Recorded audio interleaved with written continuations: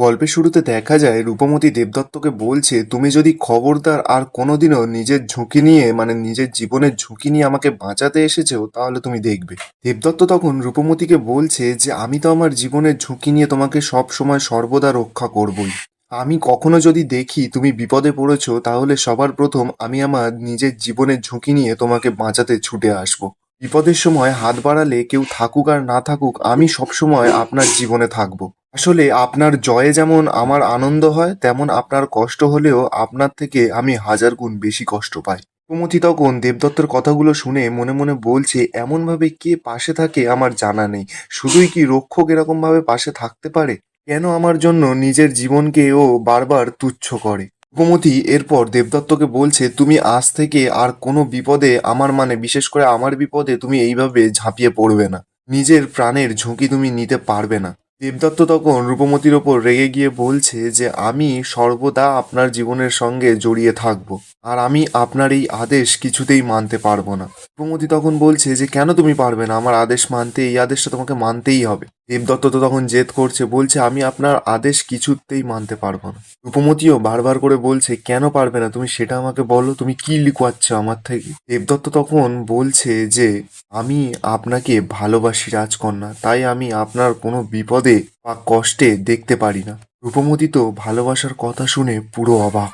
দেবদত্ত বলছে, আমার ভালোবাসা এতটাও ঠুনকো নয় রাজকন্যা যে আমি আপনাকে এইভাবে ছেড়ে দিতে পারি। একবার নয়, দুবার নয়, 100 বার নয়, 1000 বার, যতবার আপনি বিপদে পড়বেন আমি আপনার বিপদে ঝাঁপিয়ে পড়ব। আর আপনাকে রক্ষা করার জন্য আমি আমার জীবন বিসর্জনও দিতে পারি, কারণ আমি যে আপনাকে ভালোবাসি রাজকন্যা। আমি জানি রাজকন্যা, আমি একজন সাধারণ ব্যাদের ছেলে হয়ে বামন হয়ে চাঁদে হাত দেওয়ার স্বপ্ন দেখছি। আপনি কোথায় একটা রাজ্যের রাজকন্যা আর আমি কোথায় একটা ব্যাধের ছেলে। কিন্তু ভালোবাসায় যে জাত পাত উঁচু নিচু এসব কিছু দেখে না রাজকন্যা। আমি তোমার সঙ্গে ঘুরতে ঘুরতে যে কখন তোমাকে ভালোবেসে ফেলেছি আমি বুঝতেই পারিনি। রূপমতি তখন কথাগুলো শুনে মনে মনে বলছে, আজ যখন আমি তোমাকে হারিয়ে ফেলতে যাচ্ছিলাম তখনও আমার মনের ভেতরে একই অনুভূতি জাগার দিয়েছিল।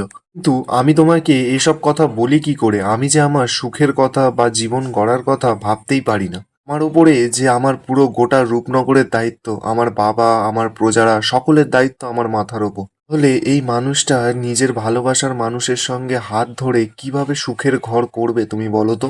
এরপর দেখা যায় দেবদত্তের যে হাতটা পুড়ে গেছিল সেটা রূপমতি নিজের জামার টুকরো দিয়ে ভালো করে বেঁধে দিচ্ছে।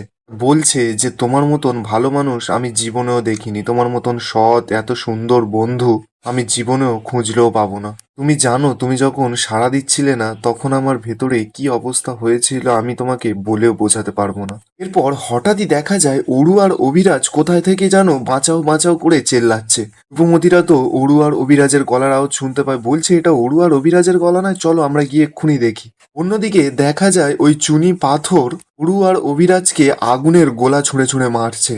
আর অরু আর অভিরাজ তো খুব ভয় পেয়ে গেছে, শুধু বাঁচাও বাঁচাও করে চেল্লাচ্ছে। ঠিক তখনই রূপমতি আর দেবদত্ত সেখানে চলে আসে। রূপমতি ওই চুনি পাথরকে বলছে যে খবরদার, আর যদি তুমি এই আগুনের গোলা ছুঁড়ে মেরেছো তাহলে কিন্তু আমি ভুলে যাব যে তোমার অনুভূতি আছে।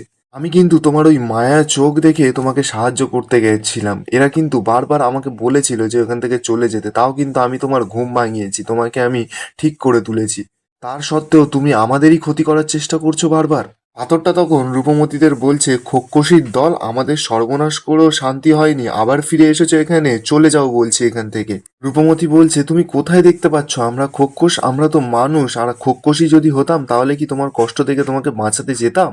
পাথরটা তখন নিজের ভুল বুঝতে পারে, বলছে তোমরা সত্যি মানুষ, তোমরা খোক্কস নয়? না না, আমার মনে হচ্ছে তোমরা মানুষ রূপে খোক্কস। দেবদত্ত তখন পাথরটাকে বোঝাচ্ছে, বলছে যে আমরা যদি খোক্কস হতাম তাহলে এই যে তুমি মায়া পাথরগুলো আগুনের গোলাগুলো ছুঁড়ে মারছিলে তাহলে আমরাও কি উল্টো প্রত্যাঘাত করতাম না তোমার ওপর?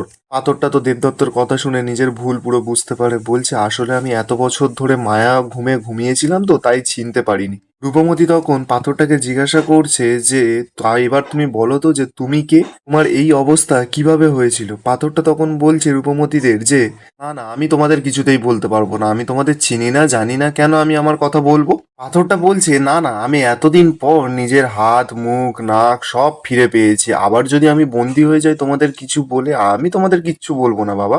রূপমতি তখন পাথরটাকে বোঝাচ্ছে যে আমাদের দেখে মনে হচ্ছে যে আমরা তোমাদের কোনো বিপদ ফেলতে পারি।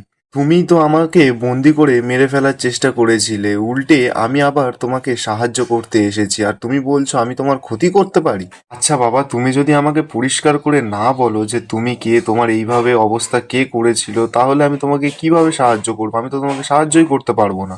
এরপর পাথরটা তো রূপমতিদের কথায় বিশ্বাস করে আর বলছে, বেশ, আমি তাহলে সমস্ত কথা বলছি। এই যে আমার পোড়া চেহারা দেখতে পাচ্ছ, এই কালো পাথর, আমি কিন্তু এইটা আমার আসল রূপ নয়। আগে আমার সেই সোনার বরণ রং পুরো হারিয়ে গেছে, আমাকে পুরো কালো পাথর বানিয়ে দিয়েছে। এই বলেই পাথরটা তো খুব কাঁপতে থাকে।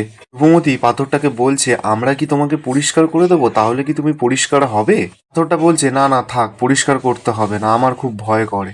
রূপমতি পাথরটাকে বলছে, তুমি তোমার আসল চেহারা ফিরে চাও তো?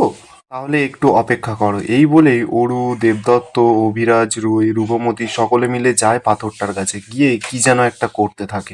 এরপর দেখা যায় রূপমতিরা পাথরটাকে ঘষে মেজে বেশ চকচকে করে দেয়। পাথরটাতে এবার খুব খুশি হয়েছে নিজের গায়ের রং দেখে। রূপমতি তখন পাথরটাকে বলছে যে তুমি চুনি পাথর, তুমি তো আগে বলবে, তোমাকে দেখতে তো বেশ সুন্দর। কিন্তু এখানেই আজকের পর্বের আপডেট শেষ হয়, দেখা হবে নতুন কোনো পর্বের আপডেটের সঙ্গে।